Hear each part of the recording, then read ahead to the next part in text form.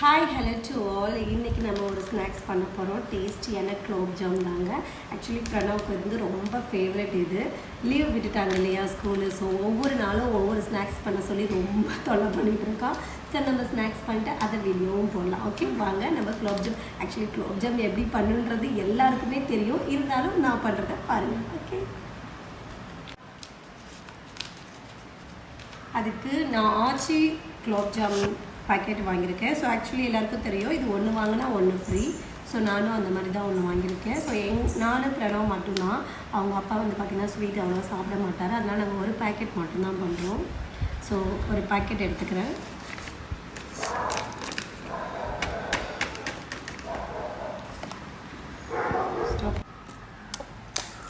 So இவங்க எனக்கு கொஞ்சம் நேரம் அங்கங்கே விடவே மாட்டாங்க, மடியில் வச்சுட்டு தாங்க பண்ணுறேன். ஸோ ஆக்சுவலி இந்த ஒரு பாக்கெட் மாவு வந்து பார்த்திங்கன்னா தண்ணி ஃபுல்லாக நிறையா சேர்த்துடக்கூடாது. ஃபஸ்ட்டு கொஞ்சம் கொஞ்சமாக ஆட் பண்ணி பண்ணணும். ஸோ ஒரு சிலர் வந்து இதில் வந்து பால் கூட சேர்த்து பண்ணுவாங்க. ஸோ பாலெல்லாம் கூட பண்ண வேண்டாம். ஆக்சுவலி வெறுமனே தண்ணி போட்டு பண்ணாலே நல்லா சாஃப்ட் வரும். நல்லா தண்ணி கொஞ்சம் கொஞ்சமாக கலந்து பிசைஞ்சு நல்லா சாஃப்டாக வர வச்சுக்கணும். ஸோ இந்த அளவுக்கு கொஞ்சம் பிசைஞ்சு ஒரு 5 நிமிஷம் ஊற வச்சிடலாம். ஸோ அதுக்கப்புறம் எடுத்து நம்ம உருண்டை பிடிச்சிக்கலாம். ஸோ ஒரு 5 நிமிஷம் ஊற வச்சுட்டேங்க. ஸோ 5 நிமிஷத்துக்கு அப்புறம் எடுத்து பார்த்தா மாவு வந்து நல்லா இந்த பதத்துக்கு நல்லா குலோப் ஜாம் மாதிரி நல்லா உருண்டையாக பிடிச்சி வச்சுக்கலாம். ஸோ இதெல்லாம் பிடிச்சி வச்சுட்டு அதுக்கப்புறம் எண்ணெயில் போட்டு எடுத்துக்கலாம். ஸோ இந்த பதத்துக்கு உருட்டி எடுத்துட்டோம். ஸோ வாங்க எண்ணெயில் போட்டு எடுத்துக்கலாம்.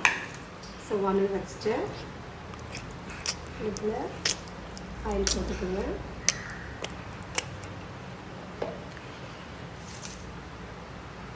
ஸோ ஆயில் சூடாகிடுச்சு. அதுக்கப்புறம் அப்படியே நம்ம ரொட்டி வச்சுக்கிறத அப்படியே ஒன்று ஆயிலில் போட்டுடலாம். மலையானே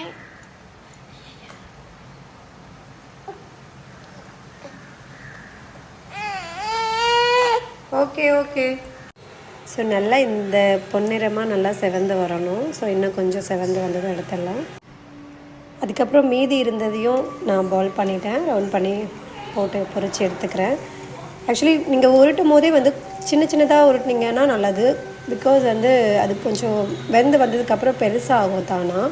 ஸோ நான் வந்து பாப்பா ரொம்ப அழுதுட்டுருக்கான்னு சொல்லிவிட்டு நான் கொஞ்சம் பெருசாகவே போட்டுட்டேன்.